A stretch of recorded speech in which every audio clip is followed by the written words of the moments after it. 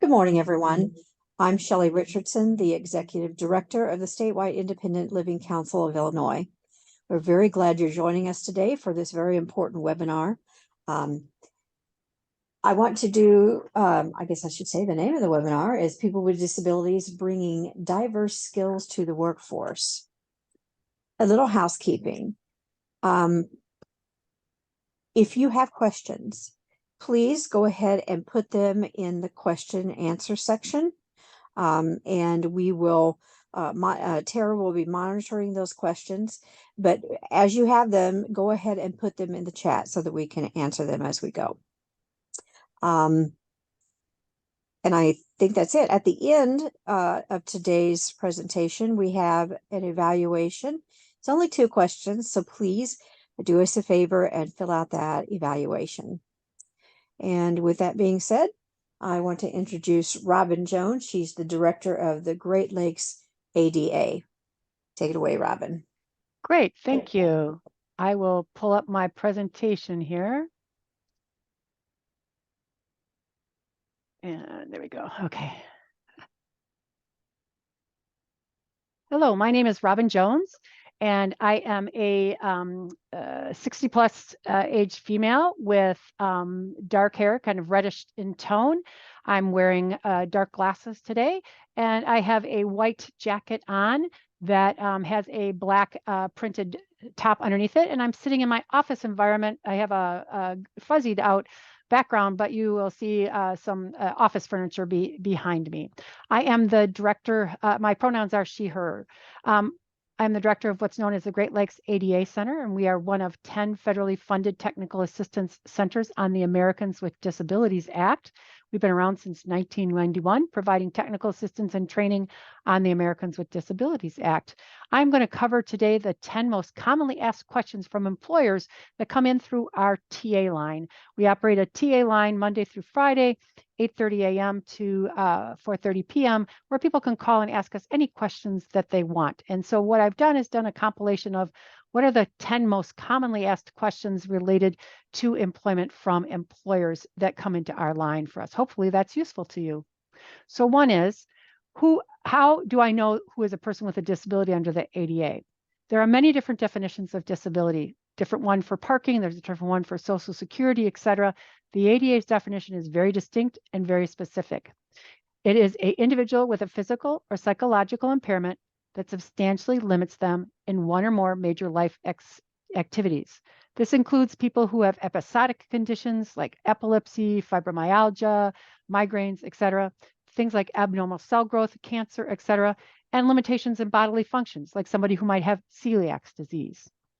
It also includes individuals with conditions that may not be permanent, but are substantially limiting, such as, for example, long-haul COVID. We don't know if that's permanent or if that's a short-term situation. Somebody may have a condition that only lasts 6 months. They would still be covered under the ADA. It does not have to be permanent. The ADA also provides protections for individuals who have a record of having an impairment. Somebody who had a disability, had limitations, no longer actively have those limitations, but they're protected against discrimination from you as an employer, that you would not take a negative action against them because of that past history. Oh, I don't want to hire you because I'm afraid your cancer will come back. Oh, you have a history of drug and alcohol abuse? Well, I don't want to hire you because you might start to use again. That would be discriminatory action, and those individuals would be protected. I'm also protected under the ADA as a person that may be regarded as having a disability. So this is somebody who may actually have a disability or somebody who doesn't, but they have a negative action taken against them because I regard them as being limited. They may not actually be limited, but I'm regarding them because I'm using either stereotype or biases. So for example, obesity, the courts have not fully ruled that obesity is a disability. There might be underlying medical conditions that cause the obesity, but obesity itself is not. But we know, and we've seen this through testing that has been done, when 2 people with the same job, background, resume, etc., go and apply the job, one being morbidly obese and the other one not, typically it's the person not obese that gets the job. There's biases against obesity. Individuals who might use a wheelchair, but may be able to stand and be able to walk short distances, may be regarded as being limited and unable to do certain things because I make assumptions because they use a wheelchair that they can't do things. I don't actually know that they can't, but I won't promote you because I don't think that you'd be able to do the job that requires maybe to reach something that is at 5 feet height. You don't know that I can stand up and I could be able to do that because all you do is you see me sitting in the wheelchair. I would have a regarded as claim there. This is the number one slipperiest slope that is happening right now in the complaint process.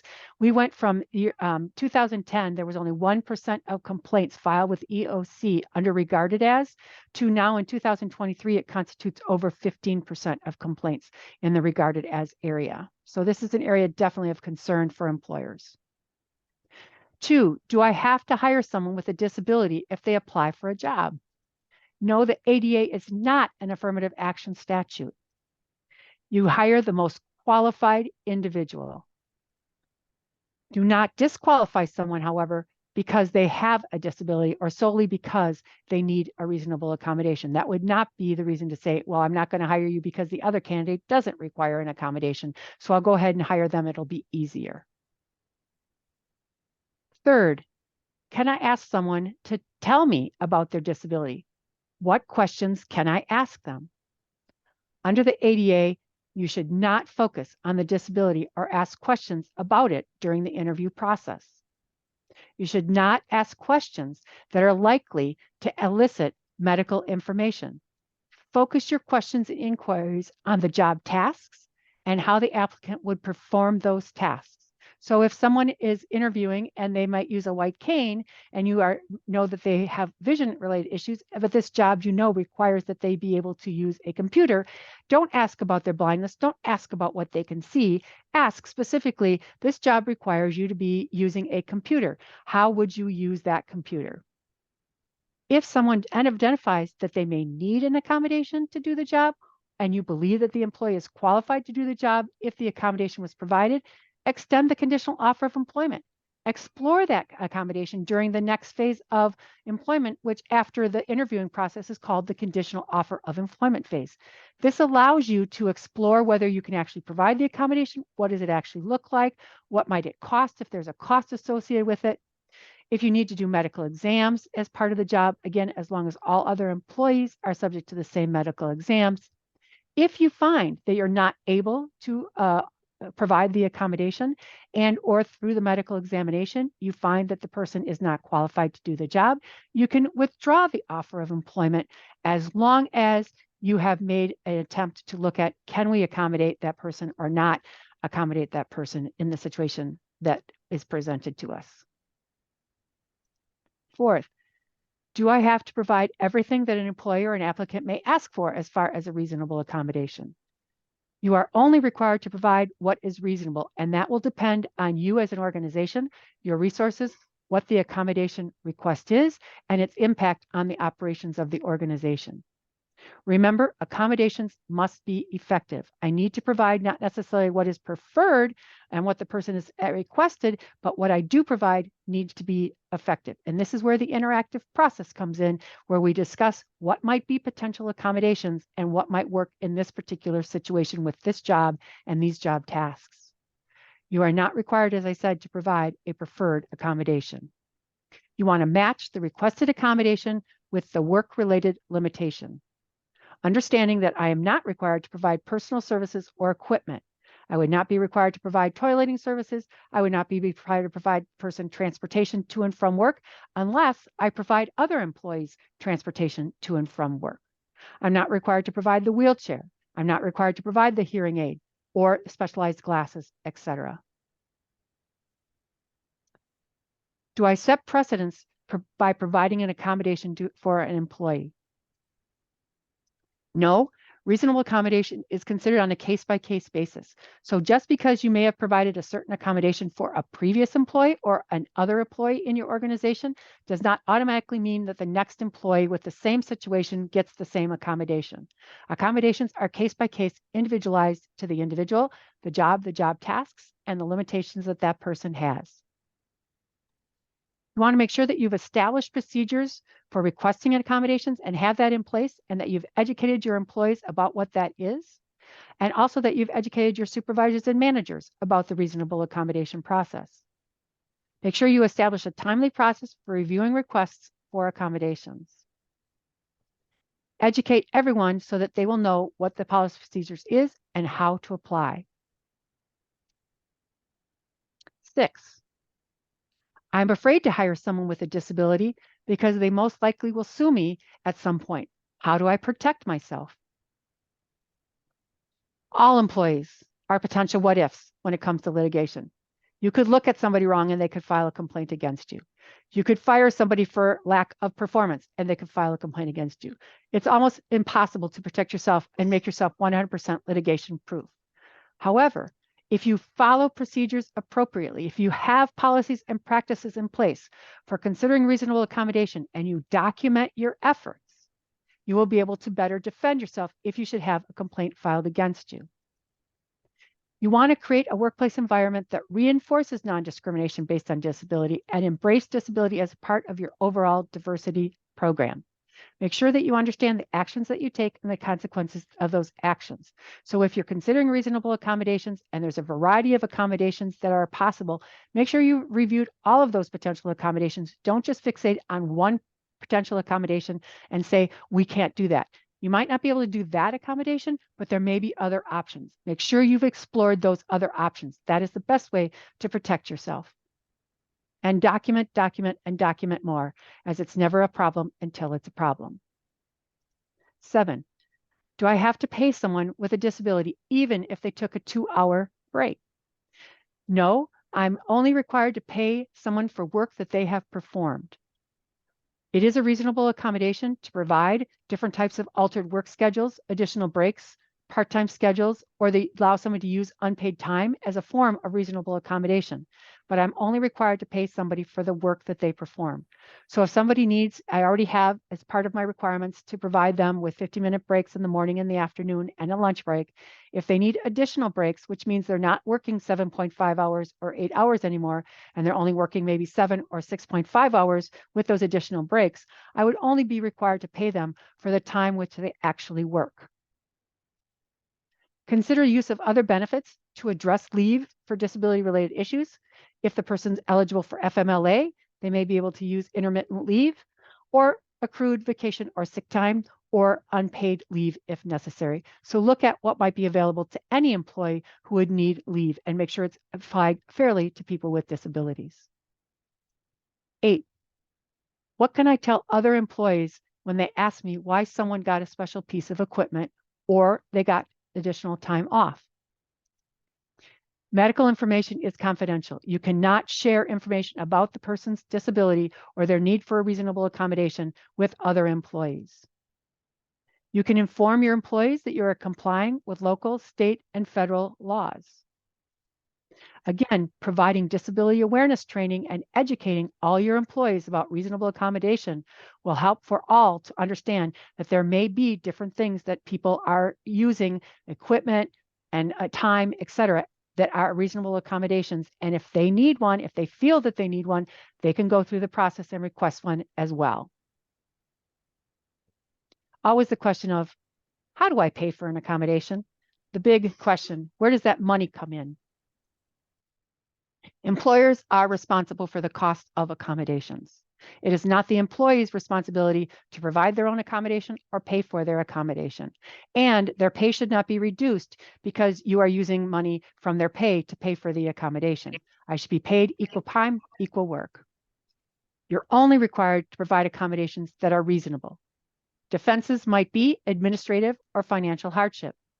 If you are going to make an argument of an administrative or a financial hardship, you must be able to defend that argument and looking at your resources. So if someone needs a sign language interpreter for a meeting and it's going to cost $150, $200 to do so, and that meeting might be weekly or a month or whatever, before you make an argument that it's too costly to provide that sign language interpreter, look at what the overall cost would be and what that would be over the impact on the overall organization.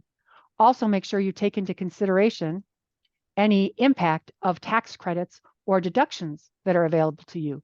So IRS Code 190 is an architectural barrier removal tax deduction available to any size employer up to $15,000 a year for any architectural. So if I need to restripe a parking lot, if I need to, for accessible parking space, if I have to put an automatic door in, if I have to widen the door, if I have to put grab bars in the bathroom or anything, these are all architectural barrier issues that I could use a tax credit for. Deduction. IRS Code 44 is the disabled tax credit. It's a maximum credit of $5,000 a year available to smaller employers that are identified as 30 or fewer employees or $1 million less gross revenues.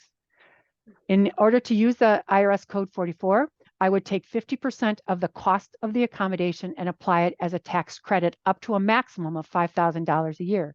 So if I spent $2,000 on an accommodation over a period of a year, the first $250 is out of pocket, and the remaining $1,750 I would be able to take as a tax credit. 10, how do I discipline anyone or someone with a disability? Can I fire them?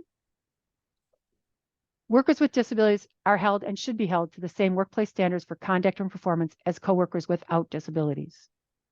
If an individual identifies as a disability has a reason for poor performance, you should engage them in the reasonable accommodation process to see if there's any accommodation that would allow them to perform their job in the area that they're having the performance issues with.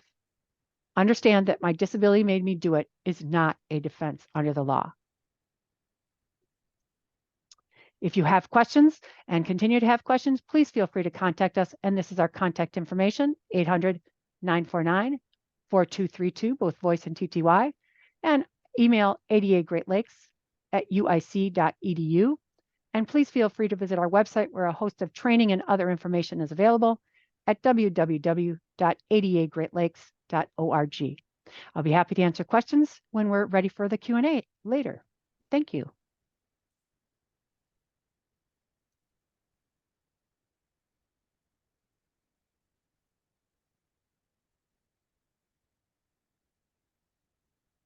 Thanks, Robin.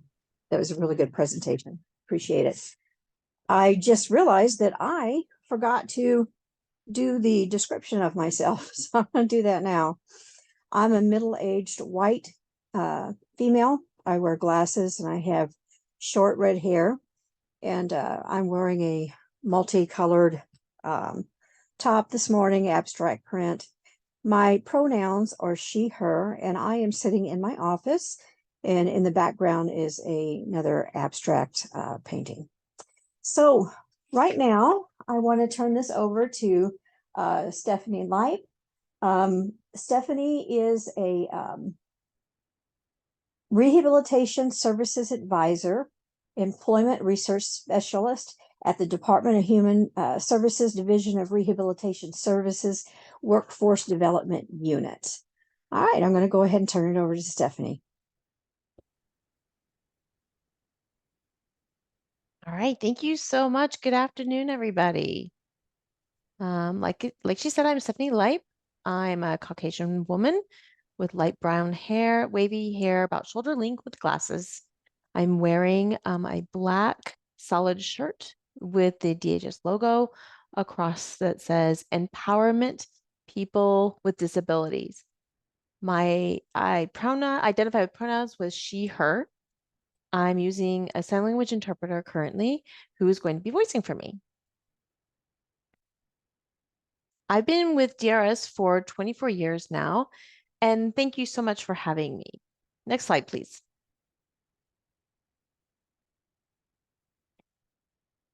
We are the best kept secret in this state. We are a lead agency that works with individuals with disabilities that come to our office for assistance with employment.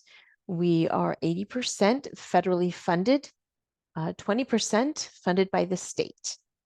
We have a variety of services that are provided to our consumers. And you can see here a list of counseling, referral services, training, restorative services, and placement. Next slide, please. We assist individuals with disabilities to find and maintain their employment. Our goal is to help our consumers find quality employment with a living wage so that they can offer some kind of advancement in their life. And VR,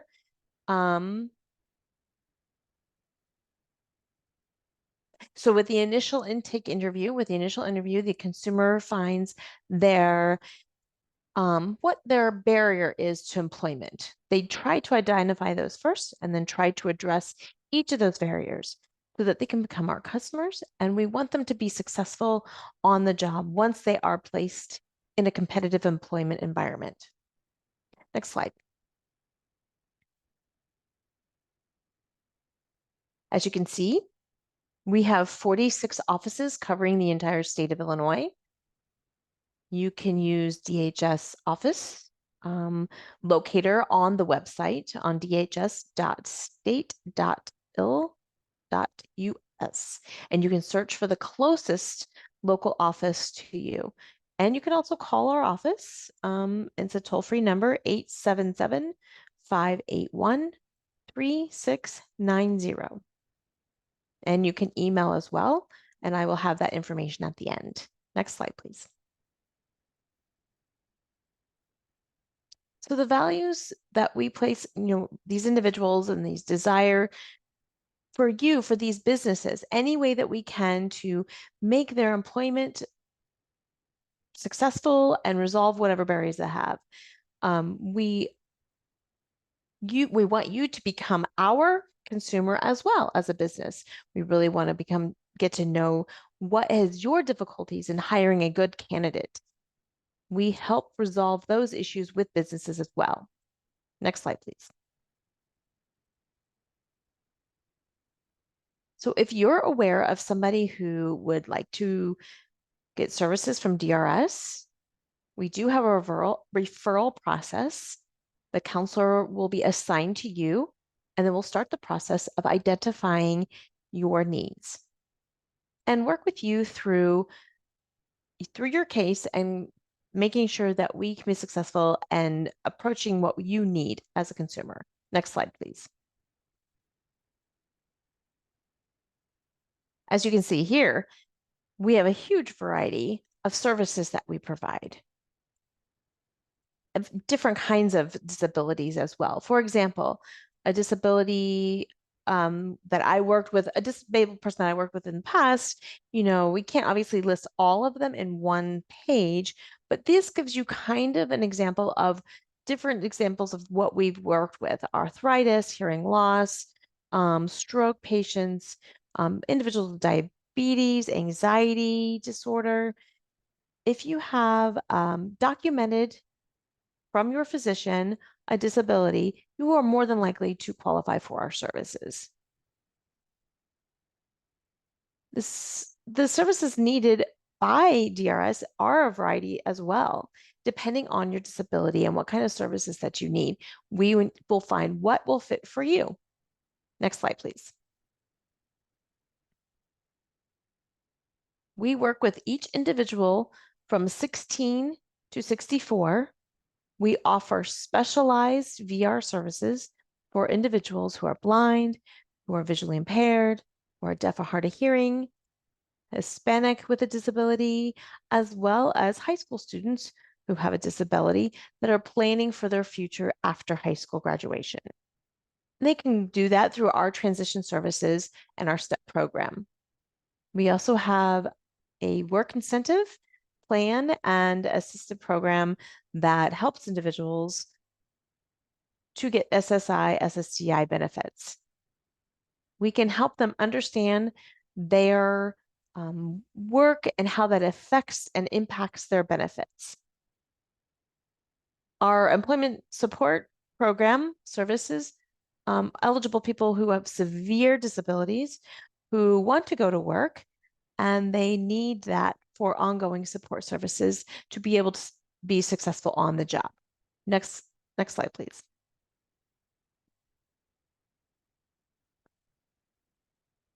So the initial interview, when the counselor already has been referred to the counselor, then you're assigned a counselor, and a file is set up and opened. You make an appointment, and then we need to learn more about you and who you are and what kind of barriers you're experiencing in finding a job. If you do become one of our clients within our agency, then the counselor and you will write what's called an IPE, an individual plan for employment. So you document, put down what kind of services you will be receiving from DRS. Next slide, please.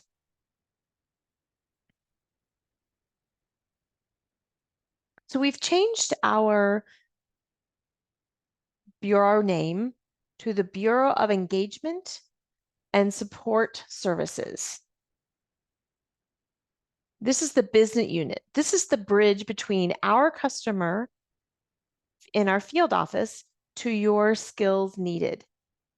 As the business, our customers, and so we bridge the two of you together. For example, we help businesses within the community partner with us to understand, we can figure out what your needs are and try to engage and expand what employment opportunities can happen within your business for those who have disabilities. Next slide, please.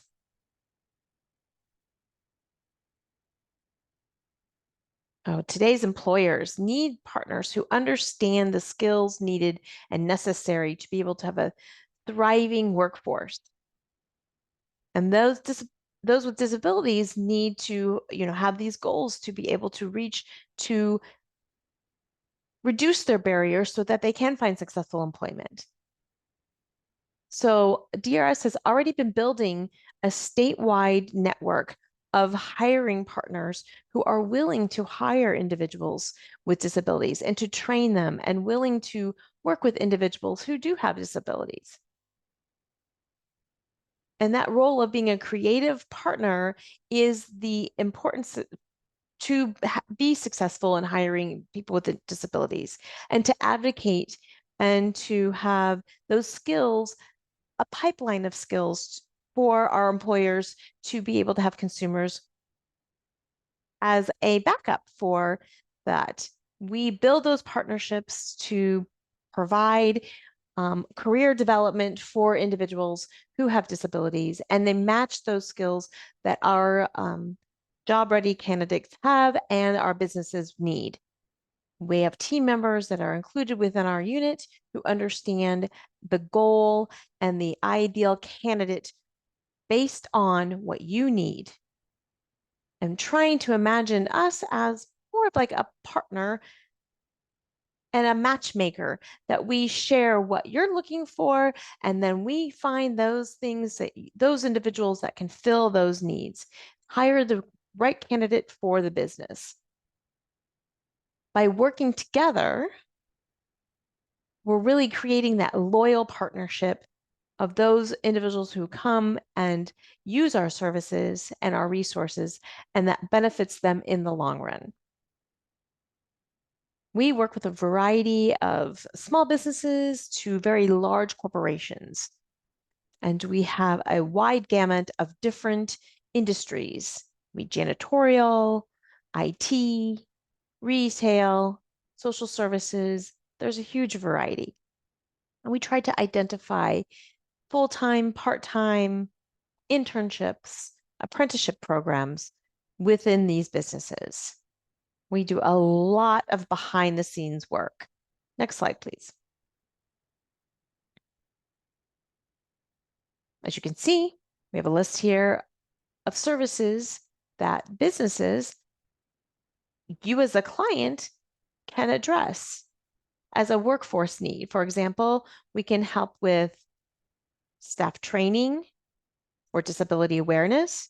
We can help with filling out forms for financial support. We can assist with on-the-job training, and we can assist with on-the-job evaluations, job shadowing. Gosh, there are a lot of variety of things that we can do to help assist, and just a few benefits that you can think about. Next slide, please. As you see, we are partnered with many different agencies through WIOA, the Workforce Investment Opportunity Act. We have a meeting with our local LWIA, our Local Workforce Investment Act, Innovation Act. So our partners work for the Safety and Security, the Department of Economic Opportunity, the Community College Board, CareerLink, adult education programs. So we have a variety of partners that we work with. Next slide, please. While working with our businesses that hire our consumers, we do provide a variety of benefits that they can take advantage of. So we can show that person with a disability provide the benefits instead of the negatives. 1 in 4 Americans live with a disability. And so including people with a disability is a very important element of engaging the workforce. And that includes within that diversity and that incentive of having diverse workforce. And so thinking about hiring a person with a disability, some employers have a little bit of a resistance related to the cost of job accommodations and including them. And as we've already discussed that, there are some concerns that for training costs associated with retrieving, filling high turnover positions. There are many resources, many organizations out there that can help you understand and benefit the reduce of that fear. Next slide, please. We love to see our consumers successful off and on the job. It truly is inspiring to see the results of all of the work and the putting in that placement. You can check out our success stories on the website. Next slide, please.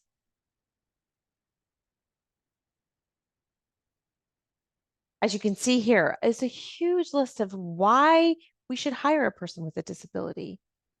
I have found different statements on Google that you can see we have become a very diverse, inclusive society out there and community, and we need to give the credit where credit is due. So you can see many reasons of why you should hire a person with a disability. It's good for the business, and that's just a few reasons. 1 is less turnover. 2, you improve the company morale, overall culture within the company. And 3, you expand your consumer marketing.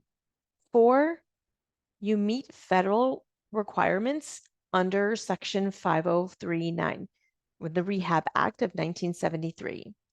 5, you improve your company's bottom line.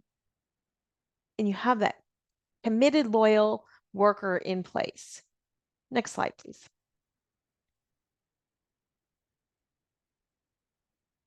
The statistics show right here that people want to work.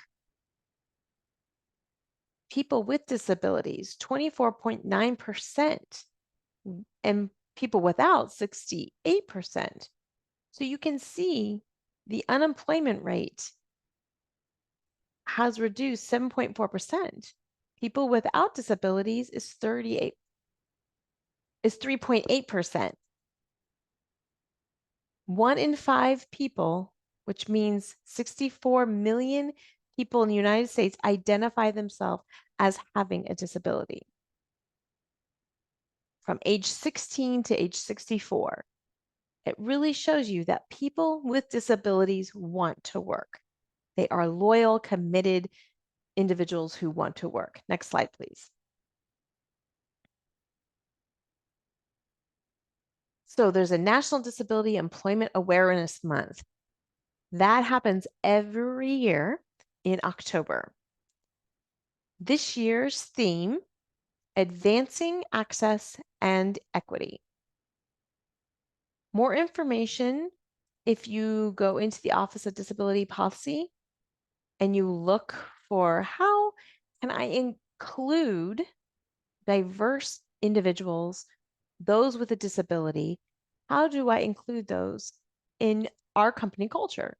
There are many different ways to show that you are an accepting agency and company and that you love people with disabilities. Next slide, please. Here's a list of some resources and organizations out there that can assist you with the process of hiring a person with a disability within your workforce. 1 is DRS, 2 is accommodations, and 3 is hire individuals with abilities. Next slide, please. This is my contact information. If you need to reach out to me, feel free. And everybody have a great day and enjoy the rest of your day. Thank you so much, the interpreters and Silk, for having me here today. Thank you so much. Well, Stephanie, thank you. We really appreciate that presentation. It was very good.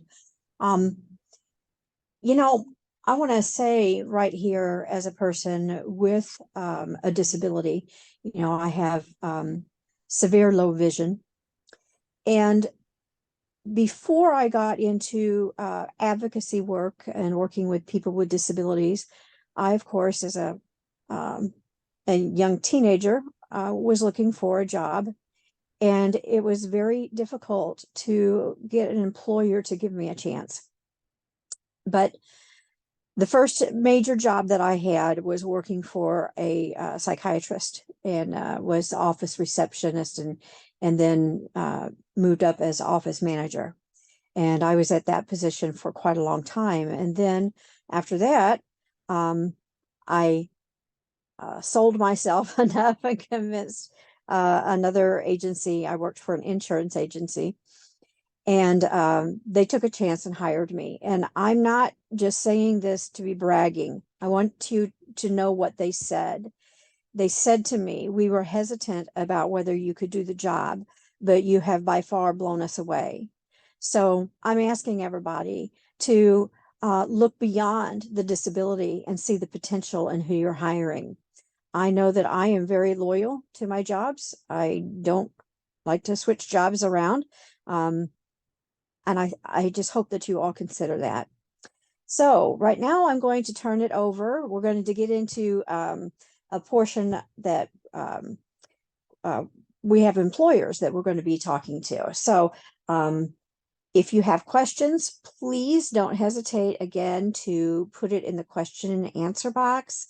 And we will be monitoring that box throughout, and we will get your question answered. Or if you just have a comment that you want to share, go ahead and put that in the box. So, oh, and Duff, I couldn't message you directly, but you do have the ability to share slides. Okay, so now I want to turn it over to Peyton Drury. She is the Human Resources Director for the City of Collinsville. Go ahead, Peyton. I'm going to go ahead and share my screen. All right, can everybody see my screen okay? Okay, so I'm going to be discussing our apprenticeship program on where we partnered with Madison County and the high school school district. So I'm with the City of Collinsville, and we employ the students from the Collinsville School District, and then Madison County helps us administer the apprenticeship program. They really help us partner with the Department of Labor, and they also reimburse us 50% of the wages for the students in this program. So basically, why did we establish the high school apprenticeship program? Essentially, Collinsville High School was looking for additional opportunities for their students in special education and their STEP programs. Initially, we were hopeful to donate property to the school district, develop an off-skills work-life skills training facility for students. That didn't work out, and it basically we partnered with Madison County because we were also talking about some other developments, and we decided to try out this apprenticeship program and partner with Collinsville High School. So the first step is that we identified a need where we needed more workers at. We identified those needs to be at our Gateway Convention Center and then our Parks and Recreation Department. So at Gateway Center, we have students coming over to do housekeeping. So that's vacuuming, buffing the floors, cleaning the restrooms. And then we also have a vent crew, which is our setup and tear down crew. So they'll put up tables and chairs, put up pipe and drape. And then we also have for our Parks and Recreation Department, which is our parks maintenance staff. So you'll see them weed eating, mowing, doing some landscaping, picking up trash on the streets, things of that nature. So we started this apprenticeship program in September of 21. So we had the initial meetings with Collinsville High School in Madison County. And then October of 21, we had the Department of Labor approved all the 3 tracks for our apprenticeship program. That took place in only 1 month. And then during National Apprenticeship Week in November of 21, we had a big presentation at our council meeting for signing and basically kicking off this program for January of 22. We did have 6 high school students with disabilities start with us that year. And we basically had to start off with, we modified and carved out the needs to meet the needs of the students and as well as an employer. So we did a lot of repetitive tasks for the students coming in. We really took down the job that we already had existing and figured out things that these students can come in and do. And then their schedule is just 1 p.m. to 4 p.m. Monday through Friday. If their performance was good, they're able to work more hours, and weekends if they're able to do that. Typically we started off the students with a modified schedule, so they would work 1 to 3 and then hopefully eventually build up from 1 to 5, just extending their hours a little bit longer.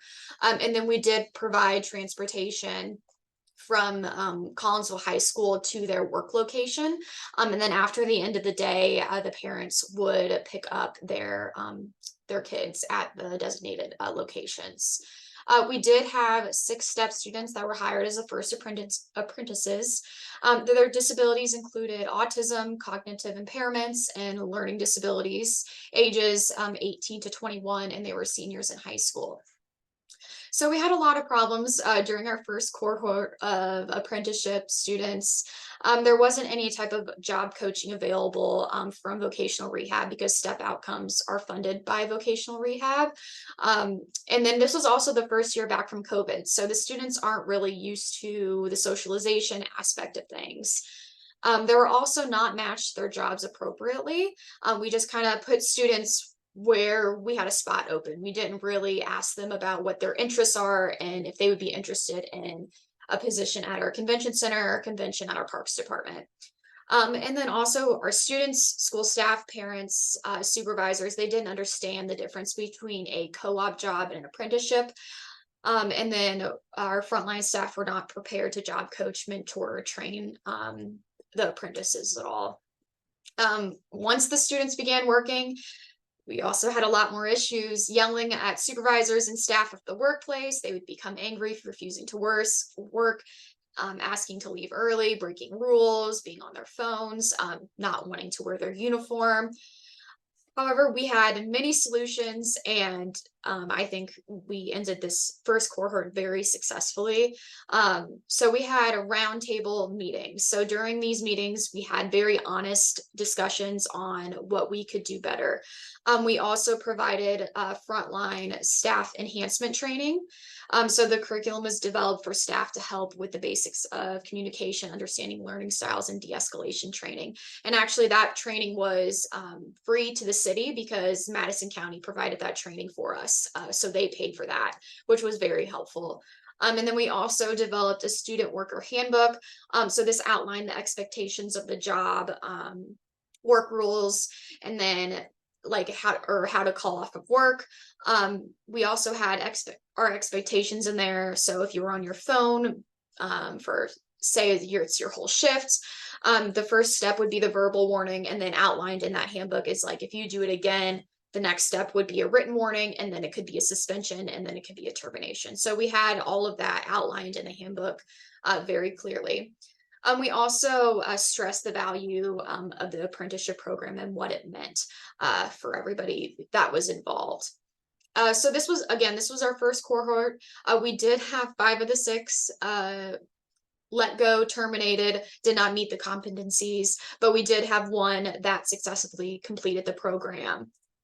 So this is our first completer. He definitely now takes pride in his work. He still works with, for the city of Collinsville. He is a permanent employee. He loves his job and his coworkers. He definitely feels purpose at work, and he's met competencies goals for the Department of Labor. This is just a picture of, this is Keyshawn Thomas. And then this is the mayor, city council, the superintendent, and the Department of Labor. So that's the picture of him at the council meeting. We also had great natural supports already for our supervisors that assisted in training and redirection with our apprentices. And then this is Michael. He was given the Mentor Award. And I love this picture. It really shows the support that he gives Keyshawn. Now for our second apprenticeship cohort. This started in 2022. We had 4 apprentices, 2 in our parks department, 1 in housekeeping, and 1 as an event associate at our convention center. So these are the improvements that we had during that second cohort. So we had more student engagement in the hiring process. So we made this a real life hiring process for the students. They would have to complete applications online, interview with staff, and then we did tours and work demonstrations just so that they can understand what jobs they would be applying for and what jobs that they would be doing for the next year. We also had a student parent meeting. So I was there explaining the whole entire handbook that we developed with the students and the parents so that they knew the expectations and that if they had any questions about their job or their position, they would be able to ask us directly. And then for communication, we still continued the roundtable meetings very consistently. I believe it was every month. And then we also made sure if we had any improvements to the handbook, we would make those. We also had Madison County job matching. So the STEP director became a part of the student process, and she really helped assisting the students and job matching just to make sure that they would be a good fit for that job. Moving forward, we did add an additional job in the city in our street department. So we are growing this program because we have found great success. We're hiring these hiring the apprentices right after they finish up their program. They're still with us today.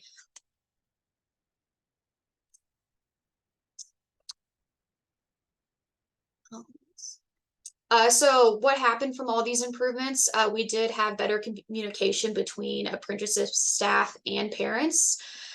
We also built natural supports implemented without guidance at all.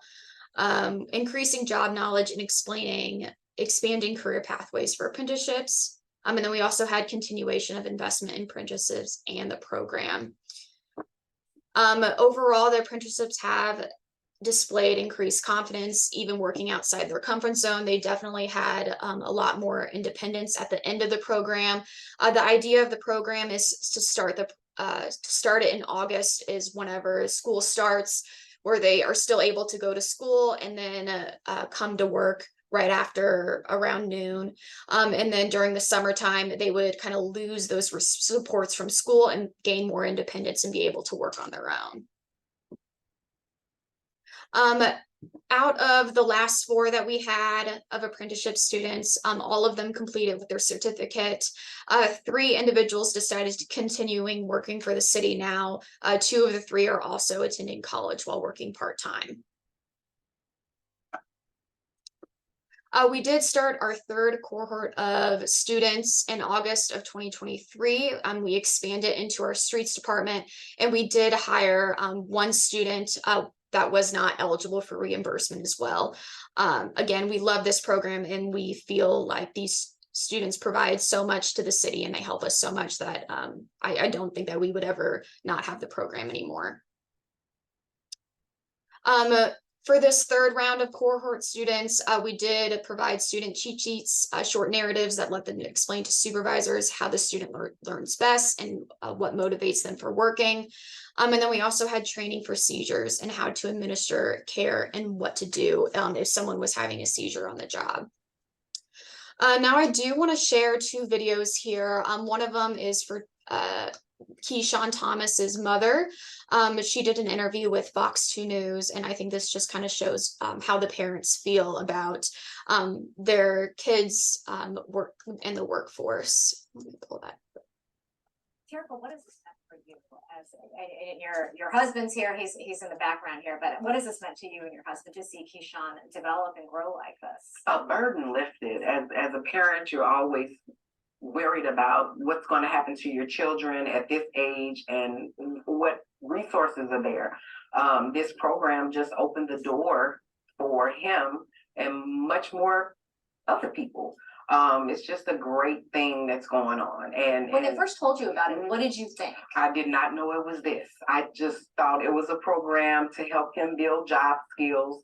I did not know that it was a city of Collinsville and it was this important until one day I just got a call and it was like, this is it. And I'm like, oh, really? So I'm just very thankful, and I just hope it takes off, because as parents of kids with disabilities, we want them to have a future, and they can. They're capable of the work. They're capable of communication. It just takes patience and repetition.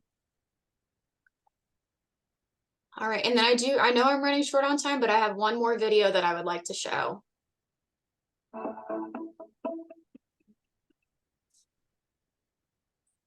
So what we try to do is show at least some growth in Maya and Dylan by giving them more tasks that they can actually try to develop into, more responsibility of going from being a high school student to being in the real work environment.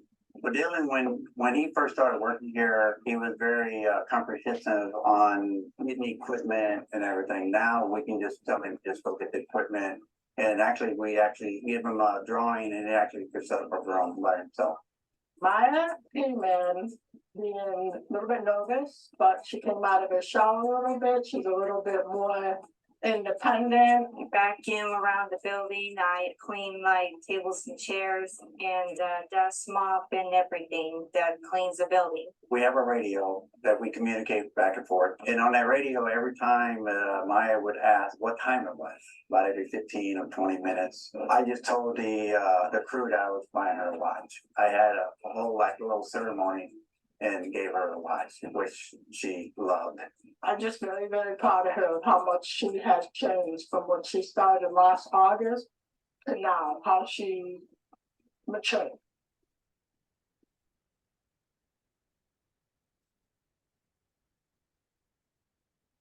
Responsibilities start pretty basic with the cleaning up of parks, trash, and bathrooms, and then we kind of step them up to more physical demanding jobs, weed eating, breaking mulch, and all three of them have been able to meet each goal that we've set for them. My favorite thing is that Jared's a good boss and I'm good at doing the work here. It's a pretty good job.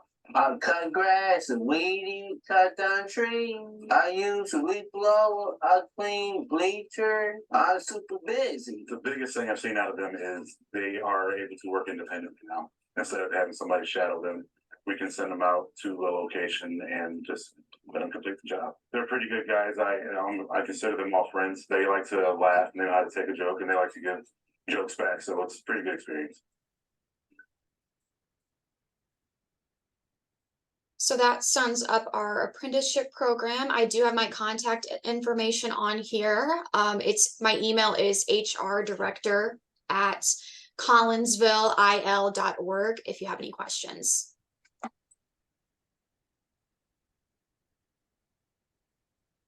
Thank you so much, Peyton. That was a wonderful presentation. I really appreciate that. Okay, now we're going to turn it over to Dr. Eric Duff Warble. He is the Communications Director for Holly's House of Hope. Okay, yes, hi everybody. I go by Duff. My pronouns are he and him. And I'd like to say I look just like Tom Cruise, only a little taller. But the truth is I really look mostly like Santa Claus without the belly.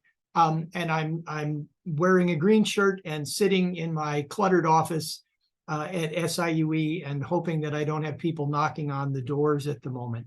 And by day, I am a professor and the chair of the Applied Communication Studies department here at SIUE, but my side hustle is as the communication director of Holly's House of Hope. That mostly means I'm the janitor and the person that writes the grants.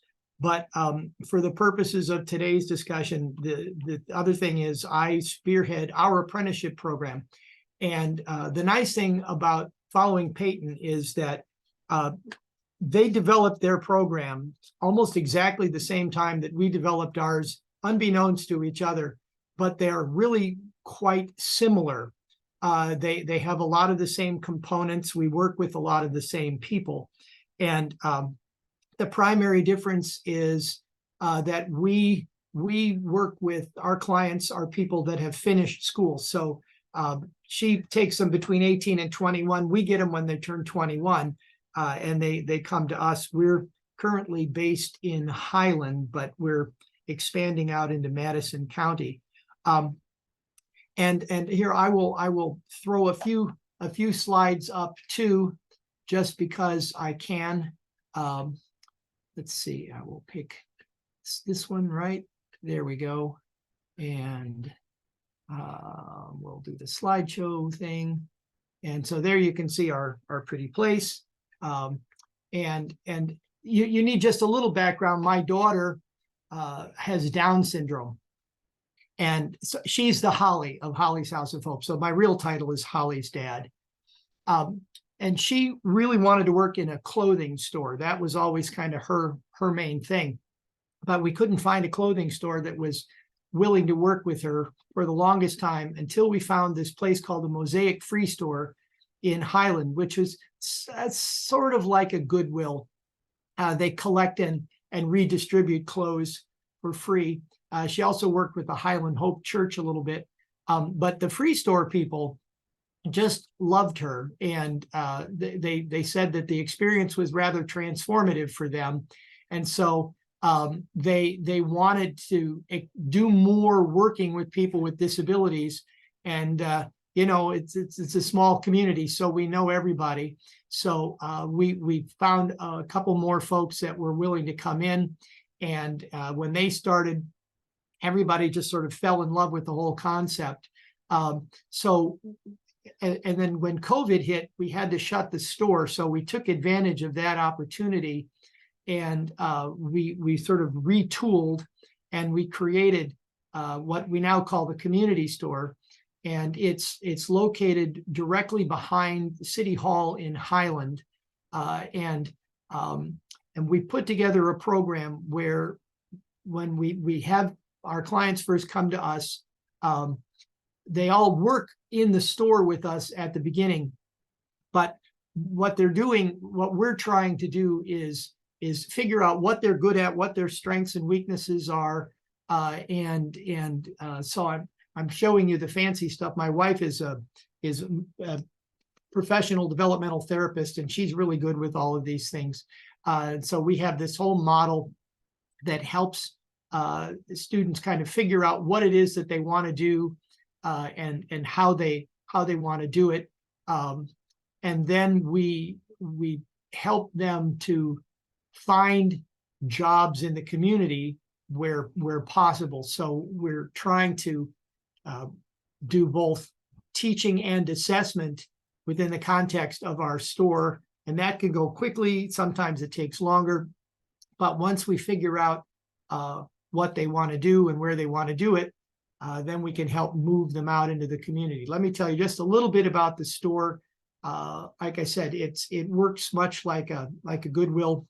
We take in donations, sort them, launder them, put them back out on display. We have customers that come in. We have a voucher system, so lots of people get our clothing for free Other people can come in and buy it. It's $5 a bag, is very inexpensive. But there's lots of work to do in the context of the store. I'm just kind of skipping through pictures that show hanging clothes up and things like that, doing the laundry, et cetera, et cetera. So there's plenty there to keep them busy. They also have some fun sometimes. So there's the social component, which is nice.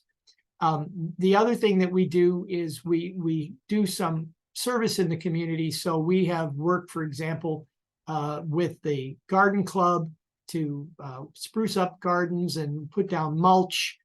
We helped staff the opening of the senior center when they opened the new senior center in Highland.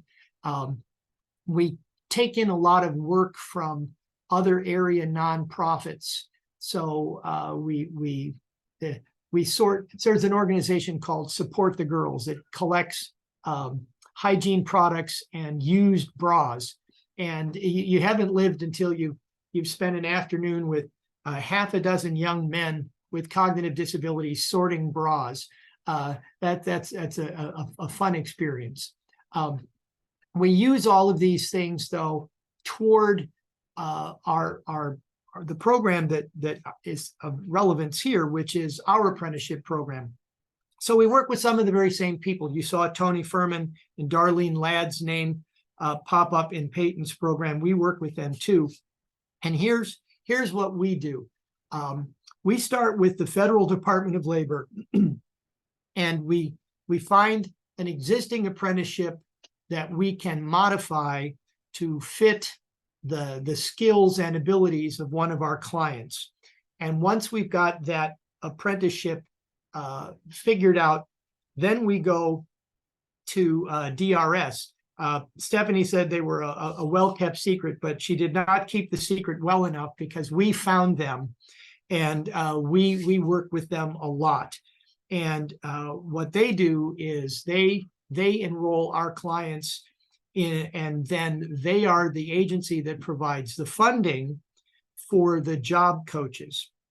We then go to Madison County, which is where we get to Tony and Darlene, and there we work with them with the Employment and Training Division, and they will provide 50% of the salary for our apprenticeships at a site, and for as much as 2 years. What we got is everybody to agree to take the traditional federal apprenticeship model and allow us to both increase the amount of time the apprenticeship takes from 1 year to 2, and to cut down the amount of hours required to do it. So instead of being full-time, our apprentices are part-time. And the last thing is we find apprenticeships. We found several through the city of Highland, which I imagine in a lot of ways, like the city of Collinsville, has different pressures on it than a for-profit enterprise. But we've got apprenticeships with the city. We've got them with the police department, public safety. We've got one starting up at the library. We now have another one that's going to be starting at Madison County Humane Society. Here's what we do that I'd like to think is unique.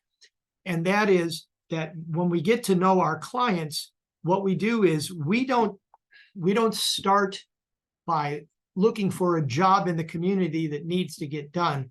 We start the way I'd like to think most other people start, which is, what does the client want to do? So in the picture that you're looking at, the gentleman on the right is Kyle. And when I asked Kyle if he could do anything in the world, what would he like to do? He said he wanted to be a firefighter. Well, I investigated that, and in Highland, the problem is that our firefighters in Highland are not paid. So I couldn't really come up with a paid job for him. He would literally have been the only paid person in the Highland Fire Department. That seemed problematic. But I said, hey, what do you think about the police? Well, it turns out they were close enough. He loved that too. So I went and approached Chief Presson at the Highland Police Department, and I pitched this idea to her. I said, I've got this guy who wants to be here. what can we find for him to do? And we use this technique called job carving, where we look around at all the work that other people are doing and peel out little bits here and there that might not be as appropriate for the person doing them, but might be very appropriate for Kyle. And so we created a position for him there, and then he goes to work. He takes with him a job coach. The job coaches are funded by DRS. They're provided by Challenge Unlimited. And then 50% of his salary is reimbursed to the police station by Madison County. So everybody comes out of this happy. We've got now, we are about to start our 5th and 6th apprentice. We've got 2 more that are started percolating out. So we've been doing this for about a little over 2 years, and we placed 6 apprentices, or are about to place our 5th and 6th apprentice any time now. And all the things that Shelley said earlier apply here too. So far, people seem to have been blown away with the abilities that our clients have. They show up on time, they do the work, they don't immediately start looking for the next job.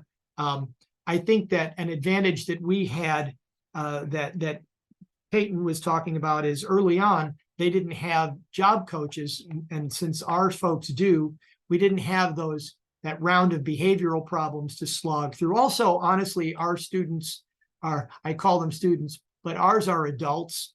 And so some of that list of problems that Peyton was discussing, if you think about it, would probably be true of almost any high school student, right? I don't know any of them that don't spend too much time on their phone and so on. But it's a growing program that we have. We're getting lots of interest from other small communities wanting to learn how we're doing it, because it's very good way to deal with resources. But for us, the most important thing is that we do our best to find positions for people. We start with what the people want to do, rather than starting with the position. And so that's, I think, what makes us special. And I'm pretty close to getting this right back on time. So that's what I can tell you about us. And then I'll just pass things back to Shelley, who can help us with the question and answer period now. Thanks so much, Duff. That was very informative. I do not see anything in the question and answer section. So this is your opportunity to ask folks that are in the thick of it.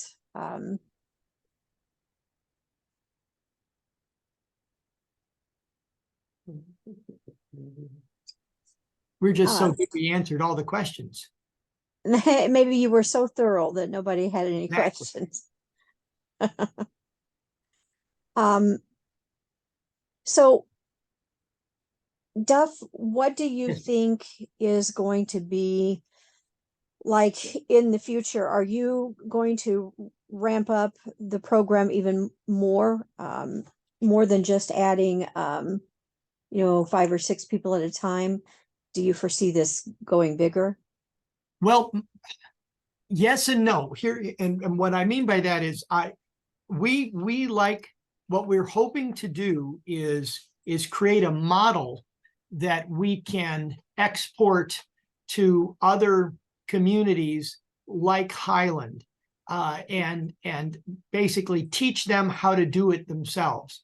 I don't need to be a franchise owner, in that case, because it's certainly we don't generate income doing this. It's not about that. We just barely pay our way as we go along. But as we get better at it, what we hope to do is take the model to other smaller communities and teach them how to do what we're doing, because it's a great way to pull resources in to a small community that might otherwise not be there. And so here in Highland, it's honestly, it's quite good PR for the city to do this. It does help them with the labor shortage. All the good things that came along with that really nice long list that Stephanie had all apply here. But in small towns, they don't always have the resources to be able to do the kind of things that they'd like to do. What we came up with was a model that would allow the resources to flow in from outside and help solve the problem. We can probably about double, but that's going to pretty well max us out for the facility that we have right now, because apprenticeships do require some on-the-ground training as well as the on-the-job training. And so we have to have people back into our facility, and we aren't that big and don't have enough staff to be able to handle more than we think we're probably going to cap at about maybe 24. Right now, we've got 12 clients, 6 are apprentices already. So that's where we're heading. Duff, Okay. I do have a question. They want your contact information for yourself and Holly's House of Hope. Oh, all right. Well, let's see. Can I just put my email in the chat? Would that work? Because I can certainly do that.